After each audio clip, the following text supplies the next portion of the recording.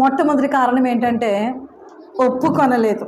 She didn't accept. దేనికి ఒప్పుకోలేదంటే రాజు ఆజ్ఞను ఆమె ఒప్పుకోలేదు.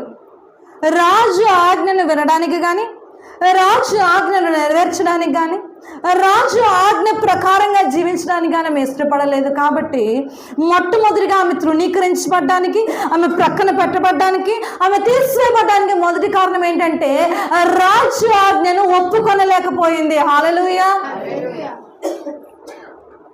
చాలాసార్లు దేవుని ఆజ్ఞలు మనం ఒప్పుకోలేం. నిన్ను వలె నీ పొరుగు వారిని ప్రేమించు అన్న మాట మనకు కొంచెం వినసొంపుగా ఉండదు. అబద్ధం ఆడొద్దు అన్న మాట వినసొంపుగా ఉండదు. దొంగతనం చేయవద్దు అన్న మాట వినసొంపుగా ఉండదు. ఎందుకంటే మన బ్రతుకుల్లో ఏదో ఒక మూల అవి ఎంతో అంతో చిన్నవో పెద్దవో కొద్దివో ఏవో ఒకటి ఉంటాయి. కాబట్టి ఆయన ఆజ్ఞలు అంత వినసొంపుగా ఉండవు.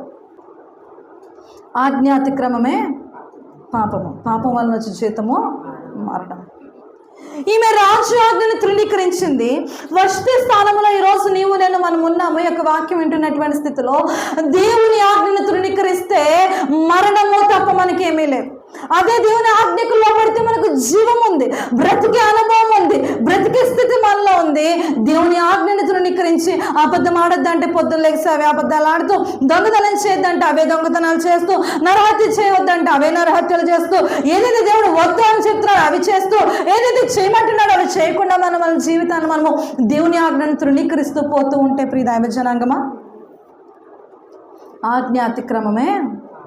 అంటే మనము తెలిసి పాపంలో పడిపోతున్నాం, తెలిసి దేవునికి దూరం అయిపోతూ ఉన్నాం, తెలిసి సాతానుకు సమీపంగా బ్రతుకుతున్నాం. వాడు మరణ పాంచుల దాకా, నాశన పాంచుల దాకా, పాతాళ పాంచుల దాకా మనం తీసుకువెళ్ళి మన చేతిని అక్కడ విడిచిపెడతాడు. మనం ఇంకా పాతాళంలో పడిపోవడం తప్ప వెనకకి తిరిగి వచ్చే మార్గమే మనకి కనపడదు ప్రియ దైవ జనాంగమా. కాబట్టి రాజు అయినటువంటి ఆ దేవాది దేవుని యొక్క ఆజ్ఞకు మనం లోబడాలి. ఆయన ఆజ్ఞను మనం వినేందుకు ఇష్టపడాలి.